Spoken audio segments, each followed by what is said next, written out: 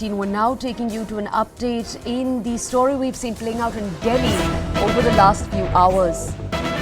As you'll remember, the CBI got 5 days of remand of the Deputy Chief Minister Manish Sisodia. Manish Sisodia has now moved the Supreme Court against his arrest by the CBI. This is in the Delhi liquor excise policy case.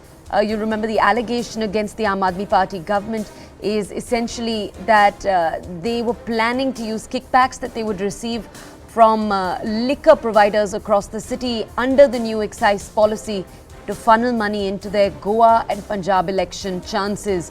The Aam Aadmi Party has denied those claims. They've said very much that central investigative agencies are being misused by the union government and by the BJP.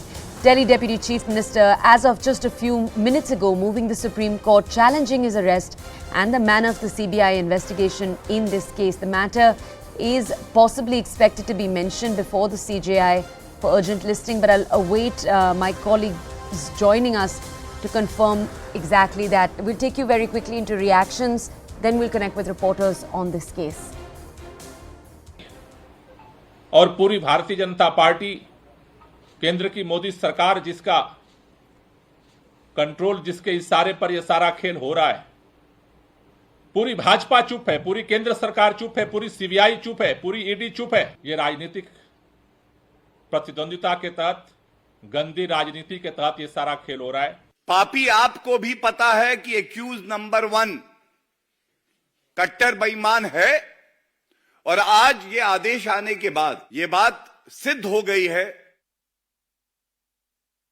तब रोक लगानी चाहिए थी जब इनके शराब घोटाले वाले मंत्री, लूट की खुली छूट अरविंद केजरीवाल जी की सरकार में थी। मनीष सिसोदिया जी आरोपी नंबर 1 हो सकते हैं, लेकिन किंग पिन अरविंद केजरीवाल है और सीबीआई ने पूरी जांच करने के बाद उनकी गिरफ्तारी की है।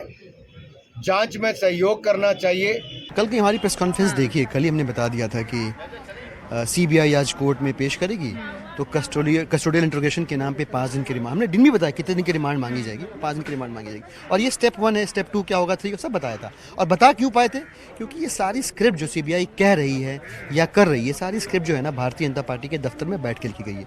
CBI, income tax, ED, Delhi की पुलिस, ये सारे भारतीय जनता पार्टी के अनुषांगिक संगठन के तौर पे प्रकोष्ठ होते हैं ना, यूथ विंग, महिला विंग, बिल्कुल वैसे ही फ्रंटल ऑर्गेनाइजेशन के तौर पे बीजेपी के काम कर रहे हैं। सिर्फ और सिर्फ राजनीतिक कारणों से और अपने घोटालों पर पर्दा डालने के लिए नरेंद्र मोदी जी की सरकार ने मनीष सिसोदिया को गिरफ्तार किया है। अरविंद केजरीवाल जी की सरकार, जो पूरे देश में सबसे बेहतरीन काम कर रही है, अनुकरणीय काम कर रही है, लोगों को फ्री बिजली देना, फ्री शिक्षा देना, फ्री स्वास्थ्य की व्यवस्था देना, बुजुर्गों की तीर्थ यात्रा कराना, दरअसल यह गले की हड्डी बन गया नरेंद्र मोदी जी की। वो नहीं चाहते कि देश के अंदर एक ऐसी सरकार चले जो दुनिया और देश के लिए उदाहरण बने। परेशानी यह है, जो दिल्ली सरकार की लोकप्रियता पूरे देश में बढ़ रही है, अरविंद केजरीवाल और आम आदमी पार्टी की लोकप्रियता पूरे देश में बढ़ रही है, उससे बौखला कर यह कार्रवाई की जा रही है। ये तानाशाही की इंतहा है। अब सारे धागे खुलेंगे जब बैठेंगे सभी आरोपी एक साथ और होगा दूध का दूध, शराब का शराब।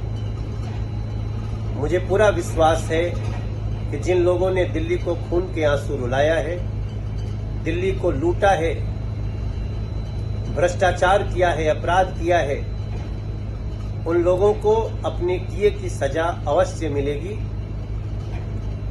दिल्ली के लोग ये जानना चाहते हैं कि आखिर इसका मास्टर माइंड कौन है। हमें पूरा विश्वास है कि जांच एजेंसी वहां तक भी पहुंचेगी। देखिए, मेमो अरेस्ट हो या इनका रिमांड एप्लीकेशन था, उनमें से कहीं भी कोई ऐसा रीज़न नहीं है जो कि as per the supreme court judgments valid हो। अब जुडिशियल प्रोसेस है, मैं उस पर कमेंट नहीं करूँगा, लेकिन सीबीआई की तरफ से there was no case made out.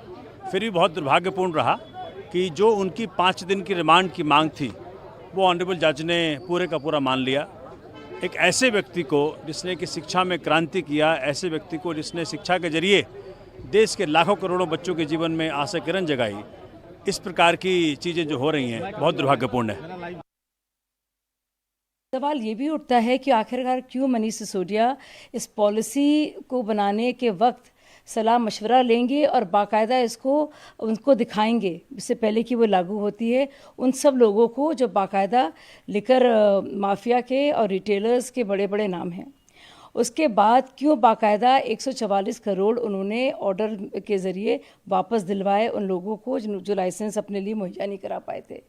और यही सवाल मनीष सिसोदिया से पूछा जाएगा कि आपने क्यों पॉलिसी बदली। अब दिल्ली वालों का जो पैसा होता है, टैक्स पेयर का जो पैसा होता है, एक्साइज का जो पैसा जाता है राजस्व के तौर पर खजाने में, उसको आपने अपने